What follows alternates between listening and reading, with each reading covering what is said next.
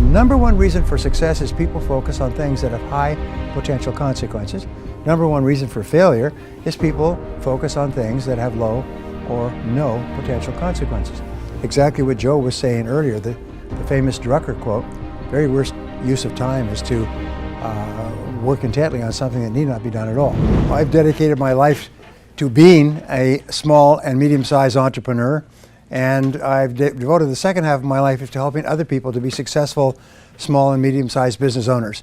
And Carl Schramm of the Marion and Ewing Coffin Foundation, the preeminent foundation on entrepreneurship, wrote an article in the Wall Street Journal 2 days ago. And what he said was that there have been very few empirical studies into what actually makes a successful business.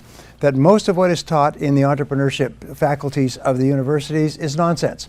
In fact, he said that there's something like 1,687 professors of entrepreneurship, and their primary focus is drinking their own bathwater and telling that entrepreneurs have to have a business plan. And if you have a business plan, you'll be successful. And they spent 2 years in their faculties teaching people how to set business plans, and 49 out of 50 businesses are started without a business plan, including some of the most successful businesses in the world today. So we are now just starting to learn what we really need to do to build successful businesses. And what Joe is doing here is absolutely marvelous, because it can save you years of hard work and hundreds, even thousands of hours of hard work to understand how to do it much, much faster, to shortcut. We say there's always a learning curve in anything, and what we want to do is we want to jump the learning curve. We don't want to spend years and years learning what we need to learn to reach a certain level of income.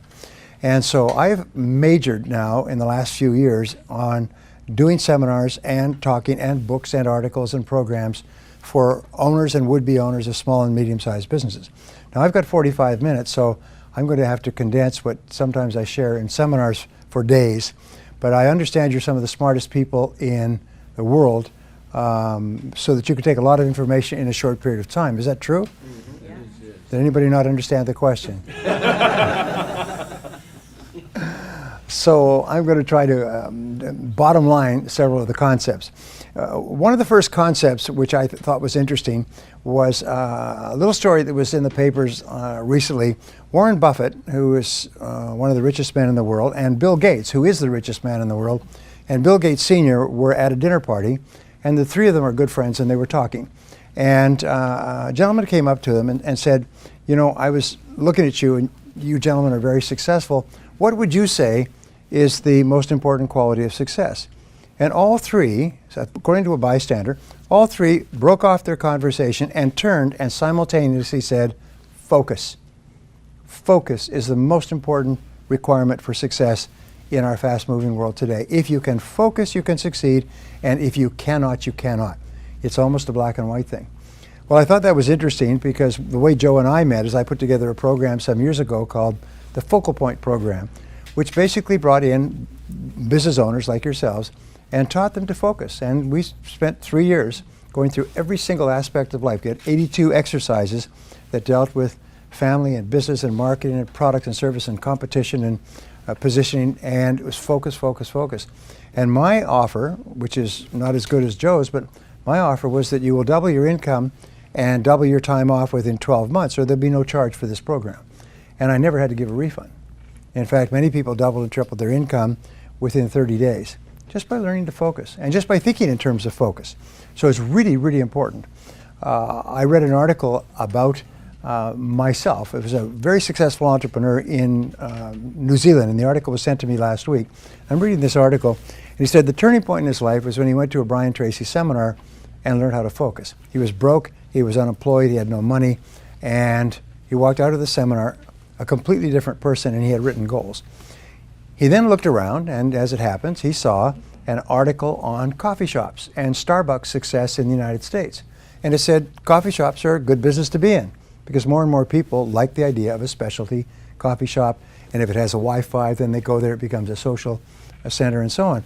He knew nothing about coffee, and before the dust had settled, he owned 80 coffee shops in Australia and New Zealand. And then he says he got into a divorce and had to sell it for $50 million to share the proceeds with his wife. but he did not sell off the worldwide rights to it, so he's rebuilding. Anyway, his point was at the end of the article, they said, well, what would you say to aspiring entrepreneurs who want to be successful? And he said just two things. He said, focus and fail fast. Focus and fail fast. Learn quickly, try something new. And I thought I would just pass that on because it's sort of what I have discovered over the years, is the faster you fail and learn, the faster you succeed. You actually learn to succeed by failing. You know, Thomas J. Watson's famous line, if you want to increase your rate of success, you must double your rate of failure, because success lies on the far side of failure. Well, over the years, I've done a good deal of reading, and I came across a concept that I want to share with you, and we were talking about this a little bit earlier. And the concept is, the question is, what is the most valuable and highest paid work that you do? It's a really interesting question, because when I heard the question, I didn't know what the answer was. What do you think the highest paid and most valuable work is that you do? And the answer is thinking. Thinking is the most valuable work. Now, I am the best-selling author in the world in time management, also on goals, also on some other subjects. But I began studying time management about 30 years ago, and I came across a word in my studies, and the word was consequences. And what it basically said is that something is important if it has big potential consequences, and something is unimportant if it has low or no potential consequences. Number one reason for success is people focus on things that have high potential consequences. Number one reason for failure is people focus on things that have low or no potential consequences. Exactly what Joe was saying earlier, the famous Drucker quote, very worst use of time is to work intently on something that need not be done at all. And one of the things that is holding back entrepreneurs, business owners, it's killing them, by the way, and it's wiping out an entire generation, is this obsession with technology. I see people that are walking with their phone. It's almost like drug addicts that are mainline. They cannot stop staring at their screen. They cannot stop pushing their buttons.